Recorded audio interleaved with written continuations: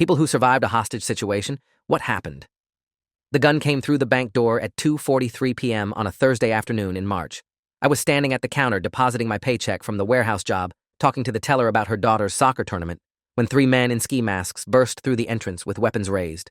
The shortest one fired a shot into the ceiling that made my ears ring, and everyone in the lobby hit the floor. I dropped face first onto the marble tile, my check fluttering away, watching it land near a woman's purse 6 feet to my right. The short guy started screaming for everyone to get down and stay down, his voice cracking with adrenaline or drugs or both.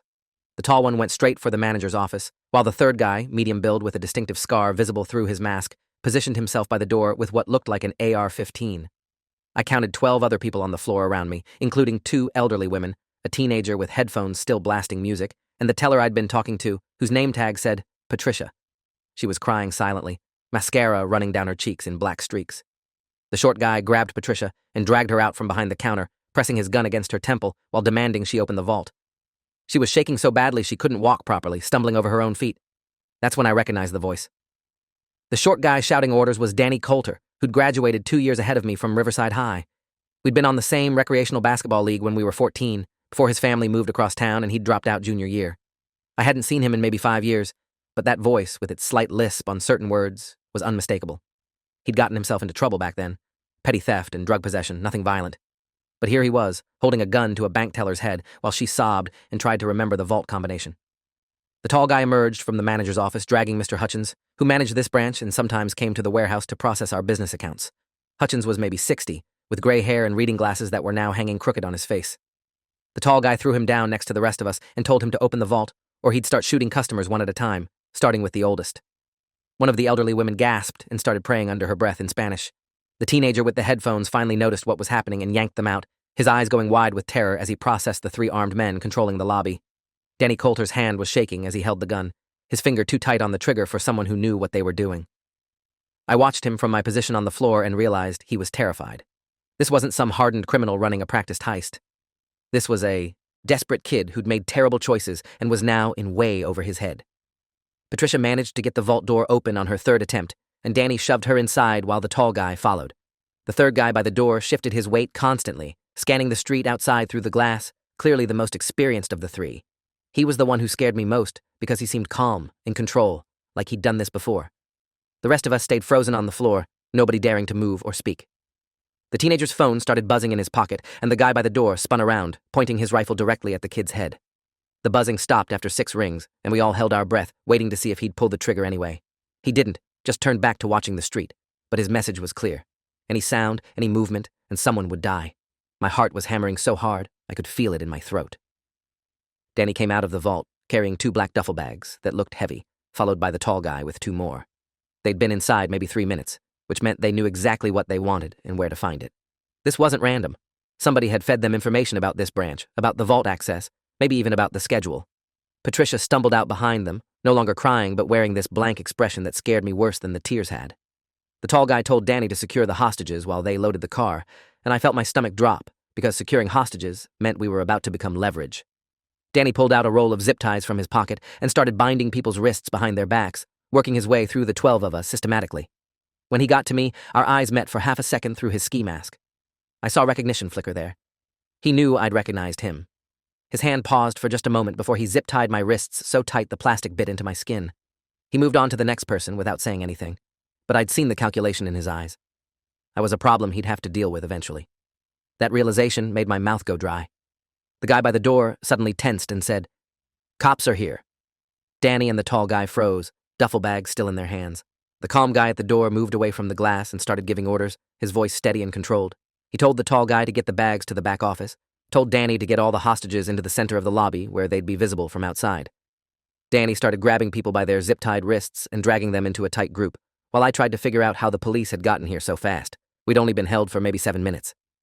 Then I saw the teenager's phone on the floor where it had fallen from his pocket, screen still lit up with an open call. The kid had somehow managed to dial 911 when he first dropped, before the guy at the door noticed him.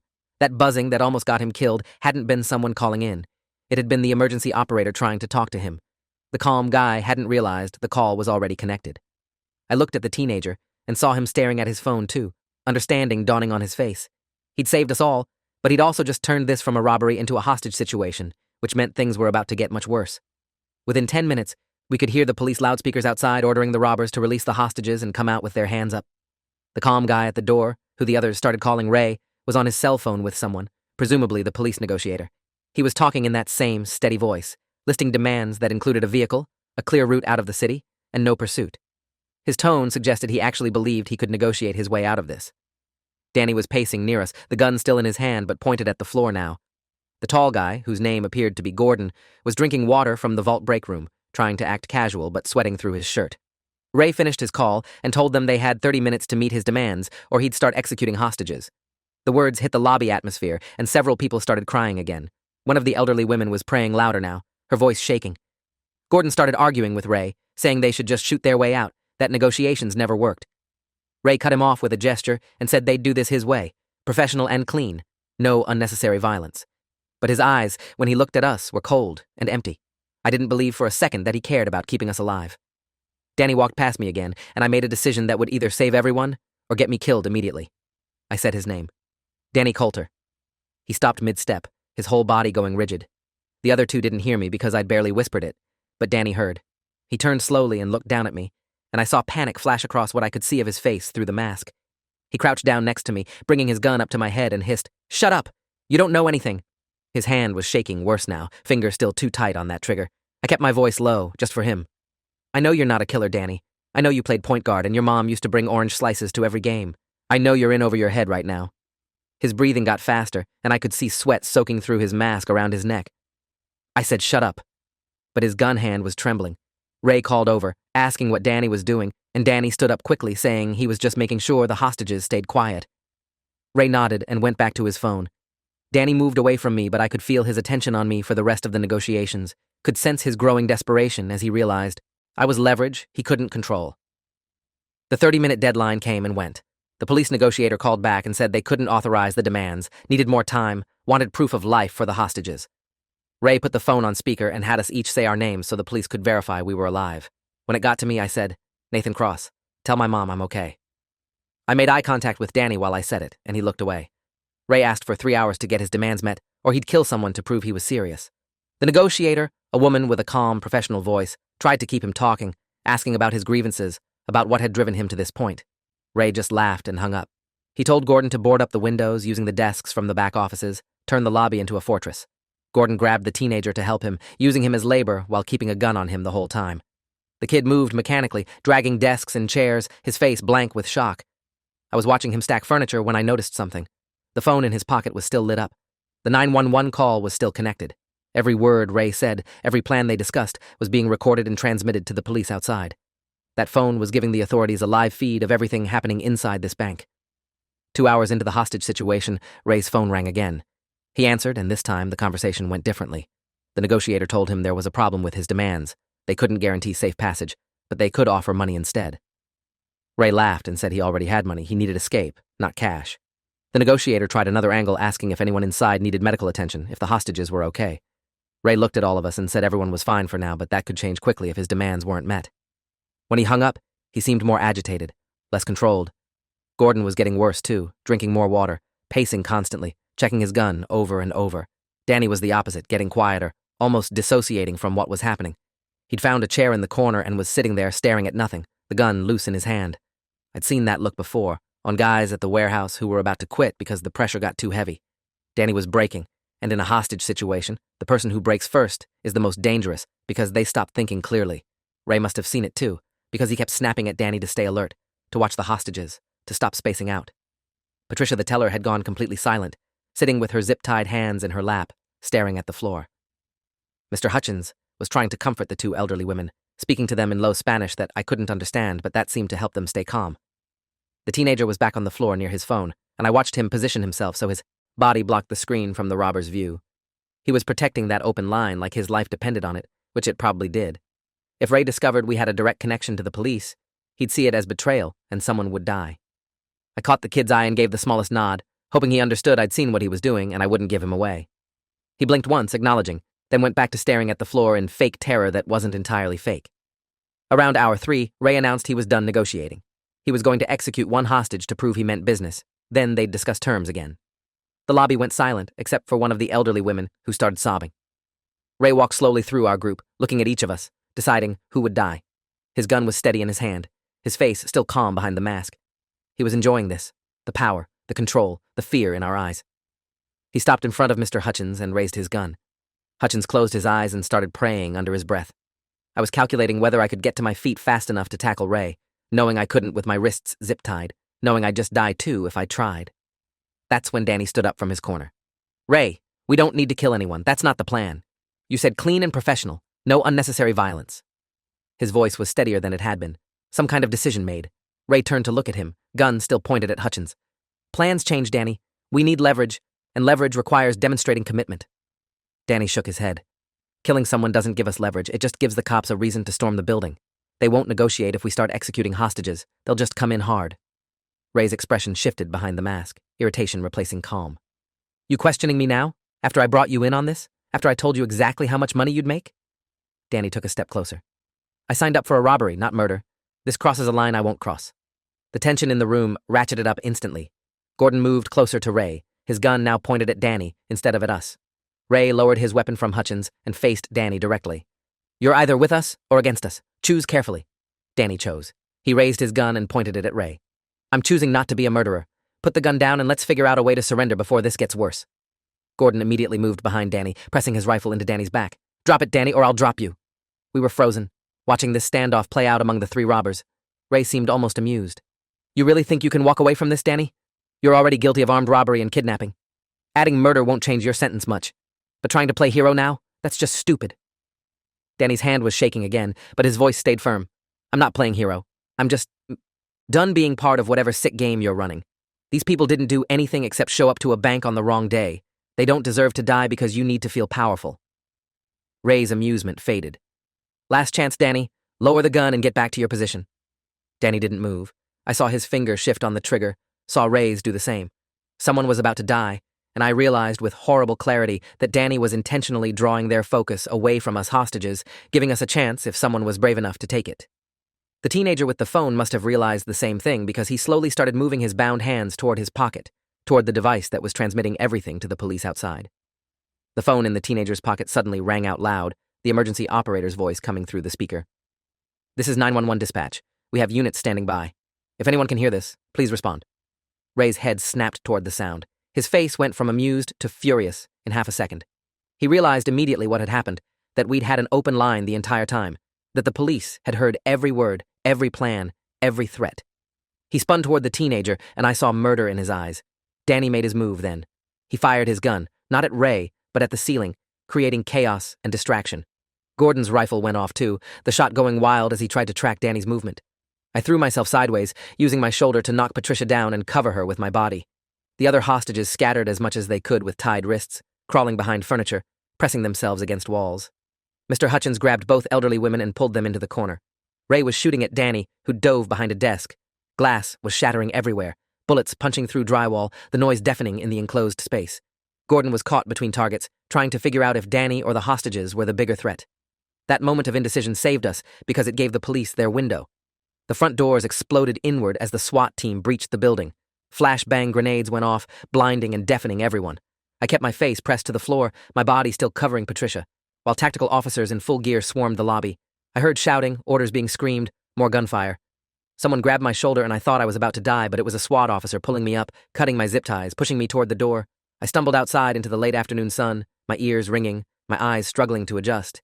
Paramedics grabbed me immediately, leading me to an ambulance while I tried to explain I wasn't hurt, just shaken. Behind me, other hostages were being brought out. Patricia was crying again, this time in relief. Mr. Hutchins was helping the elderly women, one on each arm. The teenager was talking rapid-fire to a police officer, showing him the phone, explaining about the 911 call. I counted 11 of us outside, 12 hostages, minus one. Danny Coulter hadn't come out. I asked the paramedic checking my vitals what happened to the robbers, if they were all in custody. She told me 2 were down, 1 was in custody. She didn't have details beyond that. I pushed past her and walked to where a police captain was coordinating the scene. I told him I needed to know about Danny Coulter, one of the robbers who'd turned on his partners to protect us. The captain looked at me with tired eyes and said Danny had taken 3 bullets during the breach, 2 from Ray before SWAT got inside, 1 that might have been friendly fire in the chaos. He was in critical condition, being airlifted to the trauma center downtown.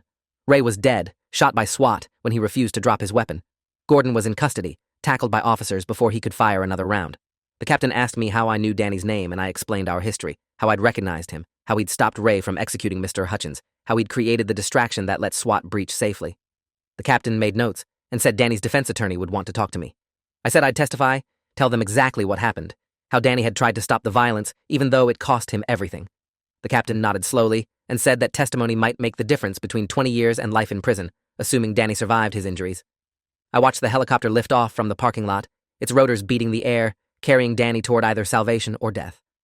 I didn't know which outcome I was hoping for. The FBI showed up within an hour and took over the investigation.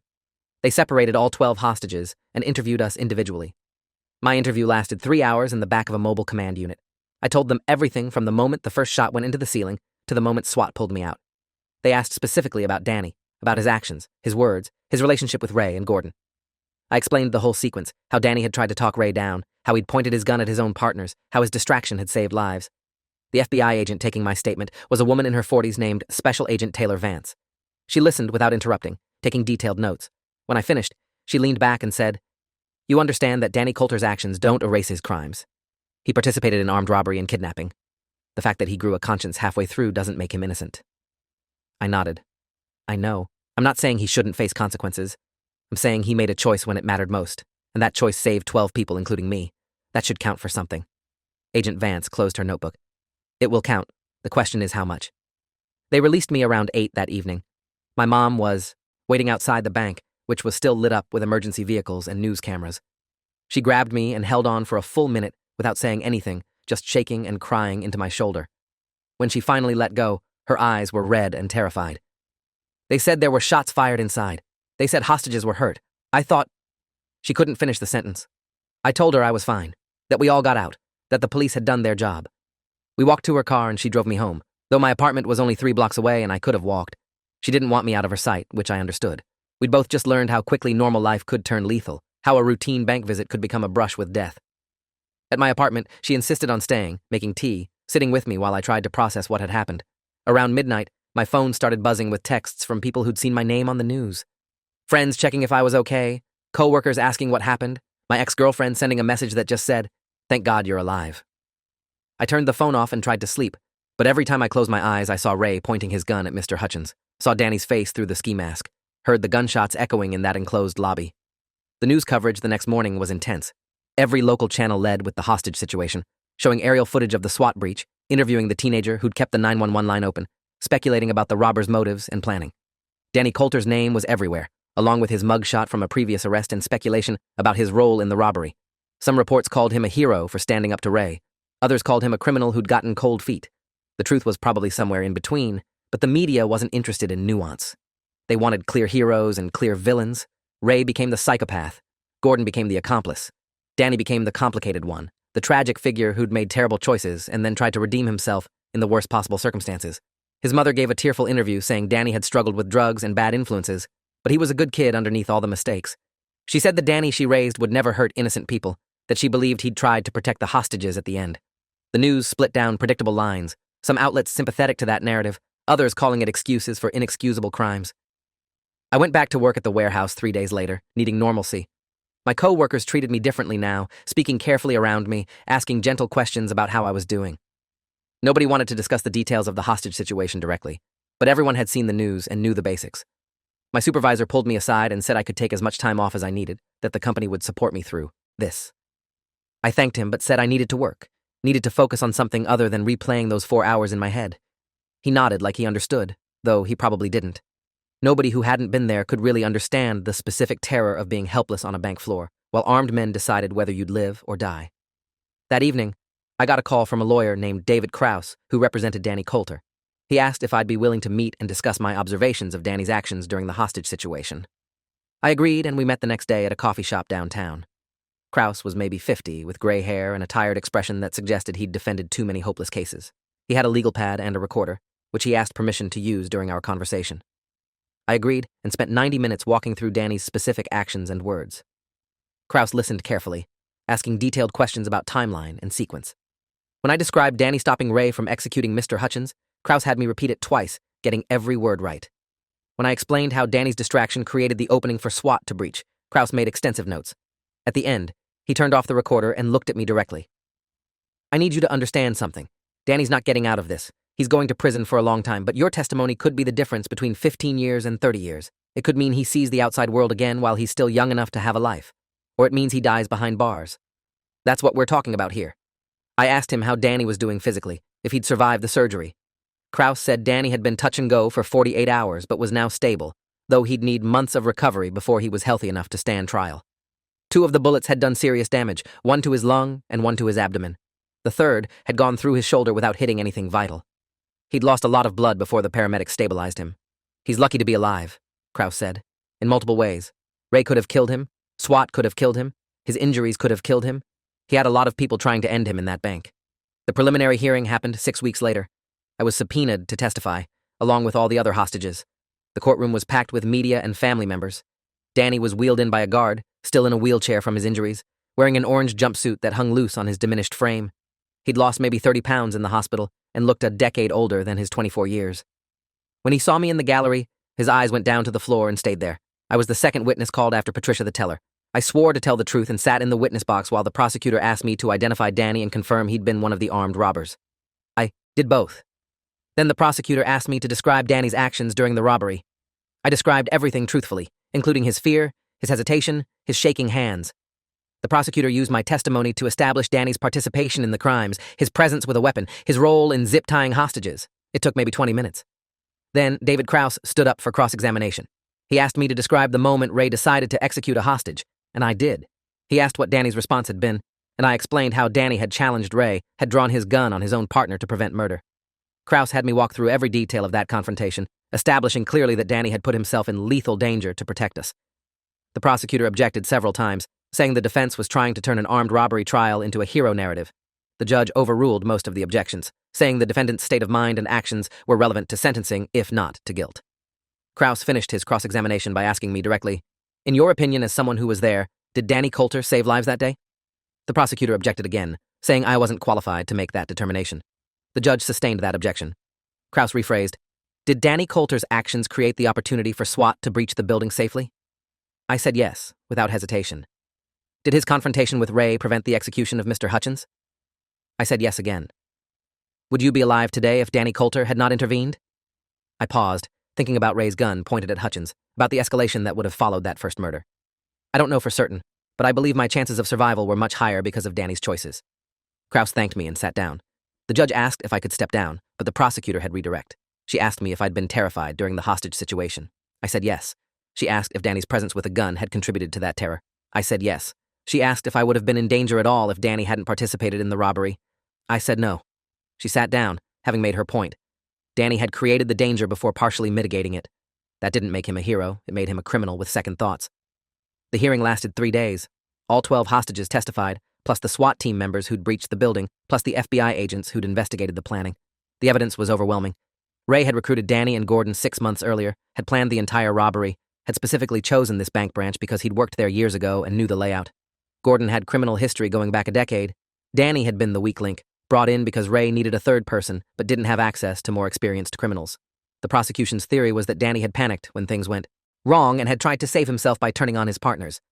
The defense's theory was that Danny had moral limits and had reached them when Ray decided to start killing hostages. Both theories explained the evidence.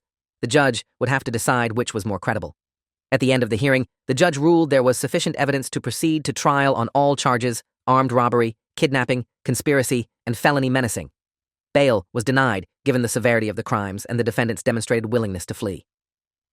Danny was remanded to county jail pending trial. As they wheeled him out, he looked at me one more time. I couldn't read his expression, couldn't tell if he was grateful I'd testified or angry I'd confirmed his participation in the robbery. Maybe both. The trial was scheduled for 4 months later. In the meantime, I tried to rebuild normal life. Work, sleep, therapy sessions with a counselor who specialized in trauma. I had nightmares regularly, always variations on the same theme: being trapped on that bank floor while someone decided my fate. The therapist taught me breathing exercises and cognitive reframing techniques. She said PTSD was normal after hostage situations, that my brain was trying to process an experience it wasn't designed to handle. Some sessions helped, others just made me feel worse for not being able to move past it faster.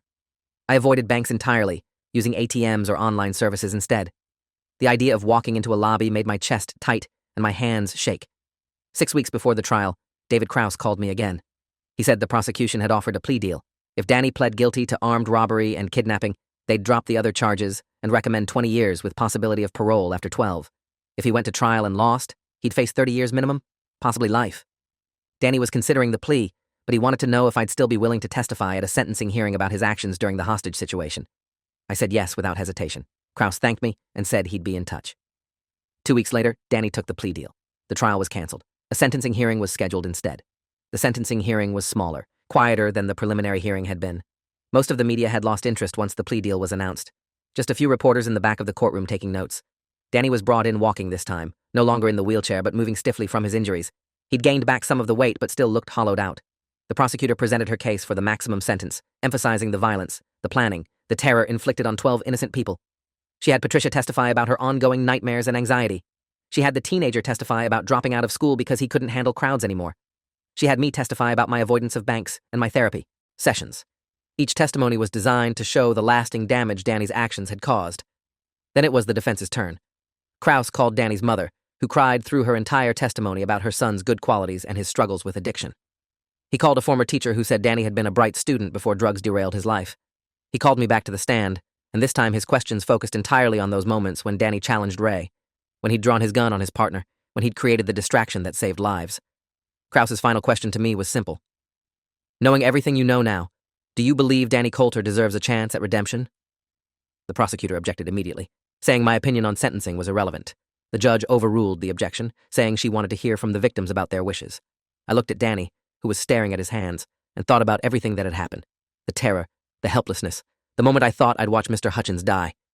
Then I thought about Danny's shaking hands, his desperate attempt to stop Ray, his choice to become a target himself rather than let murder happen. I believe people can change, I said finally. I believe Danny made horrific choices that hurt a lot of people, including me. I believe he needs to face real consequences for those choices. But I also believe that at the worst possible moment, when it would have been easier and safer to do nothing, he chose to try to stop something evil. That choice matters. It doesn't erase his crimes, but it matters. If the court asks whether I want Danny to have a chance at redemption, my answer is yes. I want him to serve his time, to take responsibility, to get treatment for his addiction, and then I want him to have a chance to do something good with whatever life he has left. The courtroom was silent. The judge made a note and thanked me. I stepped down and returned to my seat. Danny was allowed to make a statement before sentencing. He stood slowly, gripping the table for support, and faced the judge directly. His voice was rough but steady. Your Honor, I don't have excuses for what I did. I was desperate and high and stupid, and I agreed to rob a bank because I thought it would solve my problems. Instead, I created problems for 12 people who did nothing except show up to work or run errands on a normal day. I terrorized them. I made them think they were going to die. Some of them still have nightmares because of me. That's on me. All of it. He paused, taking a shaky breath. When Ray decided to execute someone to prove a point, I had a moment where I saw everything clearly. I saw what I'd become, what I was part of, where my choices had led. And I couldn't do it. I couldn't watch him murder someone and call myself human anymore. So I tried to stop him, knowing I'd probably die either from him or from the police. I'm not saying that makes me a hero. I'm saying that's the first real choice I made in years, maybe the first time I prioritized someone else over myself. It doesn't fix anything I broke, but it's the only good thing I did in that whole nightmare. He looked at the gallery where all 12 former hostages were sitting. I'm sorry. I know that word is empty after what I put you through. But I'm sorry anyway. I hope you all heal. I hope you can move past what I did. And I hope someday I can figure out how to be the person I should have been all along. The judge took 20 minutes to deliver her sentence. She acknowledged Danny's cooperation with the investigation, his acceptance of responsibility through the plea deal, and his actions during the hostage situation. She also emphasized the severity of his crimes, the lasting harm to his victims, and the need for appropriate punishment. Her final sentence was 18 years in state prison with eligibility for parole after 12 years, contingent on good behavior and completion of substance abuse treatment programs. Danny took the sentence without visible reaction. As they led him away in handcuffs, he looked at me one final time and nodded slightly. I nodded back. It felt like closure, though I knew real closure would take much longer if it came at all. Outside the courthouse, reporters tried to interview me, but I declined to comment. My mom was waiting, and we walked to her car in silence. She drove me home and made me promise to keep going to therapy, to keep talking about what happened instead of burying it. I promised. Over the next several months, I slowly started to feel more normal. The nightmares decreased in frequency. I was able to enter a bank again without panic, though I still preferred ATMs. The therapist said I was making good progress. That trauma recovery wasn't linear, but I was moving in the right direction. 3 years later, I got a letter in the mail. The return address was the state prison where Danny was serving his sentence. I stared at the envelope for 10 minutes before opening it. Inside was a single handwritten page. Danny wrote that he'd completed 2 years of his substance abuse program and was working in the prison library while finishing his GED. He said he thought about that day constantly, about the lives he'd endangered and the choices he'd made. He said he was grateful for my testimony at sentencing, that it had given him something to work toward. He wasn't asking for forgiveness or trying to make excuses. He just wanted me to know he was trying to become someone who deserved a second chance. He included his prison number and said if I ever wanted to respond, he'd understand if I didn't. I put the letter in a drawer and didn't respond immediately. A month later, I took it out and read it again. Then I wrote back. My letter was shorter than his, just a few paragraphs saying I appreciated his efforts at rehabilitation, that I hoped he continued making progress, and that I believed people could change if they worked hard enough at it. I didn't commit to ongoing correspondence, just acknowledged his letter. I mailed it and tried not to think too much about whether I was doing the right thing. 6 months later, another letter arrived. Danny wrote about finishing his GED, about being accepted into a vocational training program, about his parole hearing scheduled for 9 years from now. His letters came every few months after that, always brief, always focused on his progress rather than dwelling on the past. When I got married 4 years after the hostage situation, I didn't invite Danny or mention him to my wife until after our honeymoon. She knew the basic story, had read the news articles from years ago, but I'd never discussed the ongoing letters. When I finally told her, she asked how I felt about staying in contact with someone who'd terrorized me. I said I didn't know exactly, that it was complicated, that Danny's attempt at redemption felt important even though nothing could change what had happened. She accepted that, said she trusted my judgment, asked if I wanted her to read the letters. I said no, that this was something I needed to process alone. She understood. The letters kept coming, marking time and progress. Danny completed his vocational program in HVAC repair. He became a mentor for younger inmates entering substance abuse treatment. He volunteered for victim impact panels where he talked to other inmates about the harm they'd caused. His parole hearing was scheduled, then postponed, then rescheduled. When it finally happened, 10 years after the robbery, I was subpoenaed again, this time as a witness for the defense. I testified via video link about Danny's letters, his demonstrated commitment to rehabilitation, his sustained effort at becoming someone different. The parole board asked if I'd be comfortable with Danny being released. I said I believed he'd served sufficient time and done the necessary work to earn a chance at freedom, though I acknowledged he'd carry his crimes forever. Danny was granted parole 3 months later, with conditions including ongoing substance abuse treatment, regular employment, and restricted access to firearms. He was released on a cold morning in January, 11 years after the robbery. His mother picked him up, and according to his first letter from outside, he spent his first day of freedom just sitting in her kitchen drinking coffee and looking out the window at normal life. He got a job with an HVAC company that hired formerly incarcerated individuals. He found an apartment near his mother's house. He attended NA meetings 3 times a week and therapy twice a month. His letters became less frequent, which I took as a good sign. He was building an actual life instead of just existing in prison. 2 years after his release, he asked if I'd be willing to meet in person. I thought about it for a week before agreeing. We met at a neutral coffee shop on a Saturday afternoon. Danny looked different, older obviously, but also more solid. The desperate edge was gone. We shook hands awkwardly and sat down with our coffee. The conversation was stilted at first, both of us unsure what to say. Finally, Danny spoke. I don't know what I expected from this meeting. Maybe closure or forgiveness or something that would make the last 13 years make sense. But sitting here now, I realize that's not fair to ask from you. You didn't owe me anything then, and you don't owe me anything now. I thought about that for a moment. You're right. I don't owe you anything. But I'm here anyway, because I chose to be. Not because of what happened 13 years ago, but because of what you've done since. You could have served your time and come out bitter and angry. Instead, you've tried to become someone better. That matters. Danny nodded slowly. I think about that day every morning when I wake up. Not the robbery or the hostages or any of that. I think about the moment I pointed my gun at Ray and knew I was probably going to die. That was the first time I felt fully awake in years. The first time I made a choice that wasn't about protecting myself or chasing the next high. It was the worst day of my life and the best moment of my life, both at once. Does that make sense? I said it did, more than he knew. We talked for another hour about smaller things. His work, my job, life in general. When we parted ways, I felt something shift. Not forgiveness exactly, but acceptance. Danny Coulter would always be the guy who'd held me hostage in a bank. But he was also the guy who'd stopped a murder from happening and then spent 13 years trying to earn redemption. Both things were true, and I was okay with that complexity. 3 years later, Danny met someone, got married, started a family. His letters mentioned his daughter, how being a father made him understand his own mother's pain in ways he couldn't before. I never responded to those letters, but I read them all. The correspondence dwindled over time, which felt natural. We'd played our roles in each other's stories, and now we were both moving forward into different chapters. I kept the letters in a box in my closet, a record of something complicated and real. My wife asked once if I regretted testifying on Danny's behalf. I said no. Justice isn't always simple, and sometimes mercy matters more than punishment. Danny earned his second chance, and I'm glad I helped him get it. That's enough. Thanks for watching till the end. Make sure to subscribe and like to not miss the next story.